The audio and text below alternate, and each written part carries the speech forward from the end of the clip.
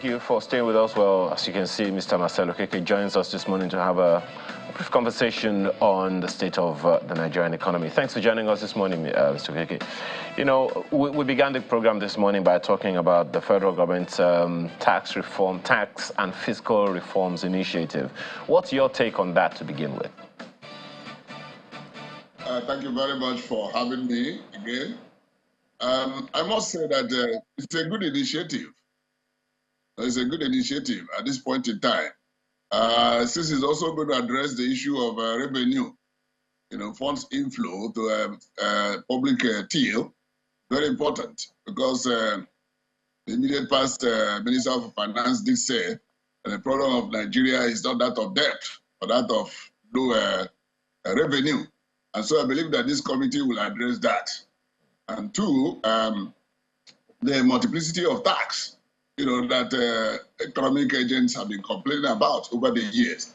I also believe that the committee will address it, modify it in such a way that things are streamlined, and not somebody or businesses will pay at federal level, pay at state level, and pay at local government level, taxes, levies, charges, surcharges, and all kinds of things. So I believe, and I believe strongly, given the leadership of that committee that I happen to know, that they will come up with something that will tidy that sector or subsector of the economy, and to do for the good of the economy going forward. Well, that leads me to the next question, Mr. Keke. When you talk about multiplicity of taxes between federal government, state governments, and local government levels or tiers of government, one wonders, how do you suggest or think the committee will be tackling that harmonization process in a way that the federal government and the state governments will not have any form of tiff or conflict?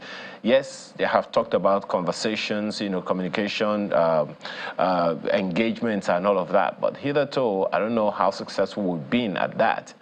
When you also look at, the purses that the federal government shares with some purses of the nation that the federal government shares with states, and how some state governments have had issues with the way it was administered hitherto.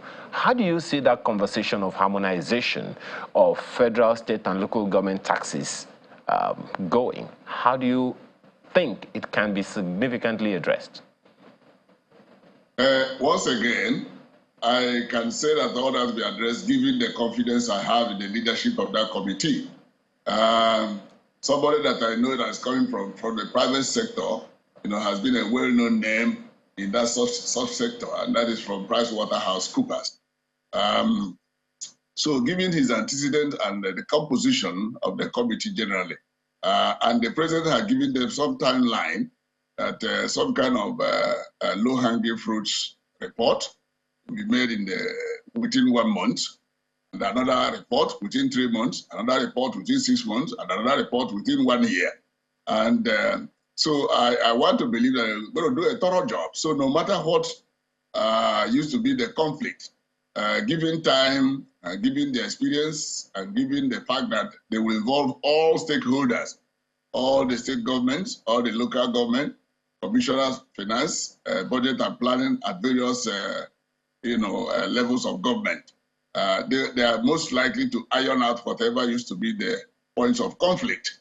And there will be some give and take, in doing so. There will be some give and take in doing so. Okay. And I believe that at the end of the day, the economy will be the better for it. Talking about the economy now, Mr. Keke, tax and fiscal policies aren't the only challenges of the economy.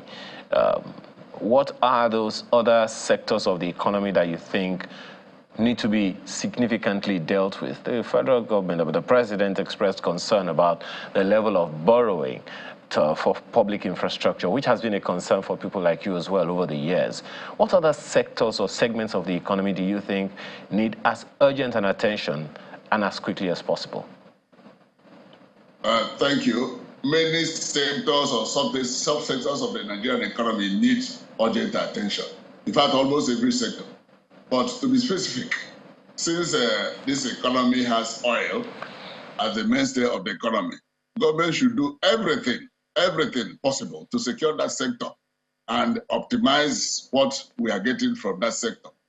I mean, something like this oil theft, that has become the talk of the day. The government should decisively deal with it. By all means possible, decisively deal with it so that we can get what we should be getting from that sector. Okay?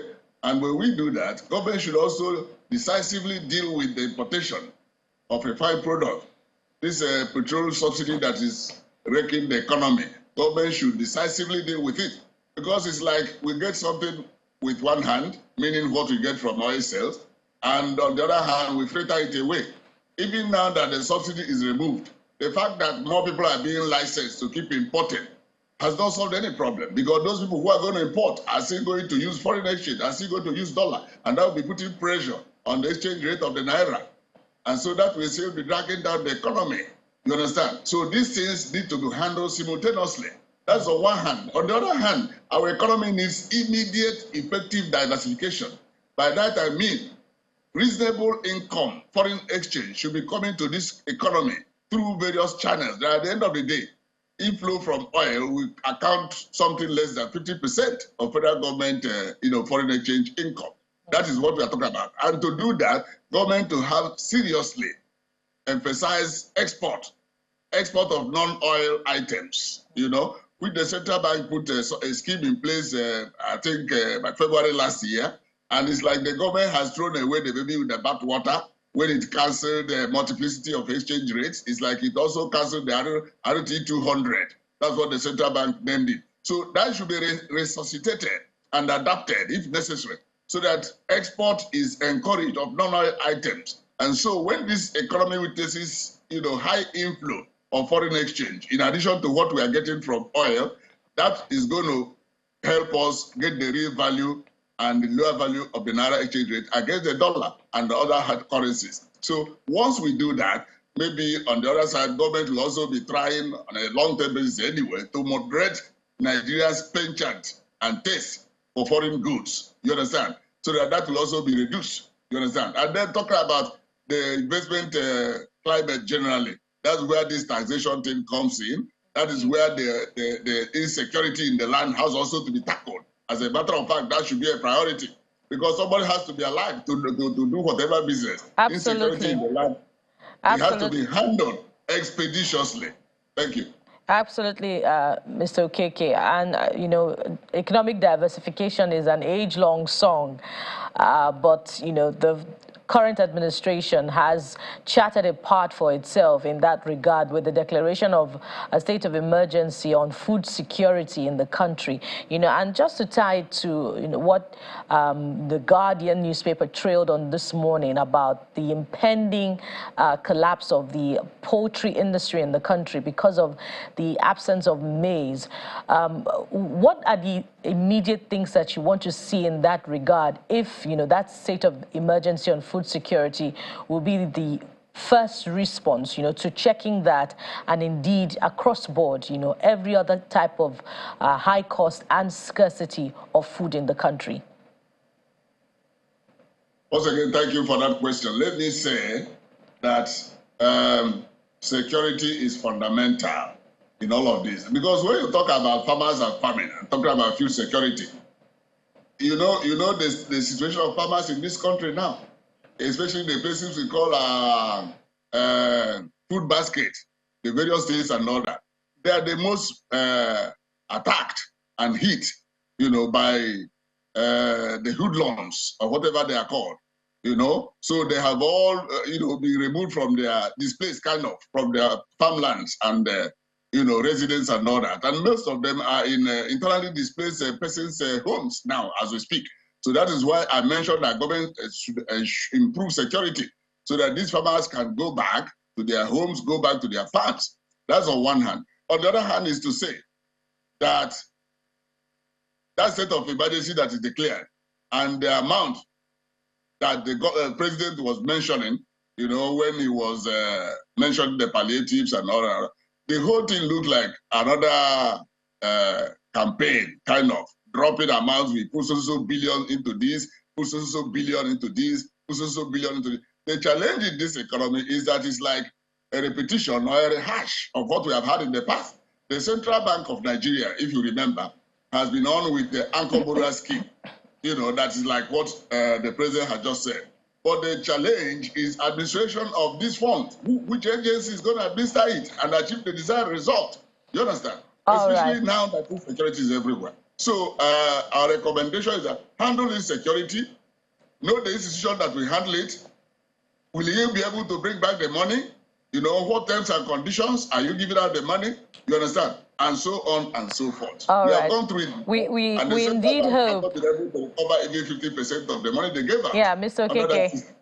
We must anchor it at that point, and we hope that either directly or by proxy, the relevant agencies are watching and listening to all of those very critical recommendations. Thank you so much, Mr. Okeke. Mr. Okeke is an economist who joined us via Zoom from Lagos.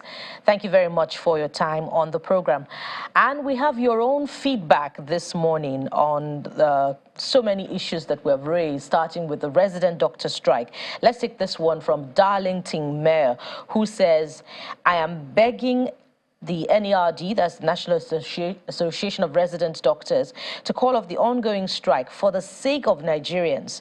People are dying daily because of lack of doctors attending to them. My wife is pregnant, likewise other women out there. They need doctors to attend to them. Please, and please, that's a passionate plea. I don't know what else to add to that one. This one is from Shitu Oludare, talking about tax on imported goods. Let the Presidential Tax Committee set up, help us review the excise and duty composition on goods imported, especially raw materials. Also considering our population, we still rely on car importation. However, government keeps putting their legs on the neck of importers with multiple taxes. Oh, this one is from Olagunju Oladele, who is talking about the tax policy reform. It says the way we set our tax policies in Nigeria can most times be seen as a system practicing trial and error on the average person. Monetary policies and unstable tax rates have influenced consumer spending patterns and business investment decisions in an economy where any product or consumable that goes up does not come down. I would suggest that the government implement the reduction in the benchmark of interest rate through monetary policy to encourage borrowing and spending by businesses and consumers. And Dr. Huavi says the proposed revenue reform is important. The timing is slightly problematic. Whilst the government highlights 3 prongs, Nigerians want to know the order of priority. As touching on tax reform, the proposal for tax on consumption means increasing VAT. Increasing VAT will be counterproductive because of the direct, indirect, and induced effects of production. Well, I hope not, because I'm not sure. I didn't hear him say that there was going to be an increment on VAT anywhere. So maybe that's just an inference, or maybe something the guest, beg your pardon, the viewer assumed might come as a result of that. But I think they're pretty emphatic that they're not looking at an increase on any of the rates just yet. Spreading, bringing more people on the tax net and not increasing it. So I think that's the way to go. Well, that is the show today. We thank you all for watching. We'll see you next time. I'm Chamberlain. So, thank you so much for watching. I'm Maokwe Ogun Yusuf. Do have a great day. Of course, we'll be back again tomorrow. Don't forget, join us again. I am Bukola Koka. And I'm Ayo Makede. Have a wonderful day.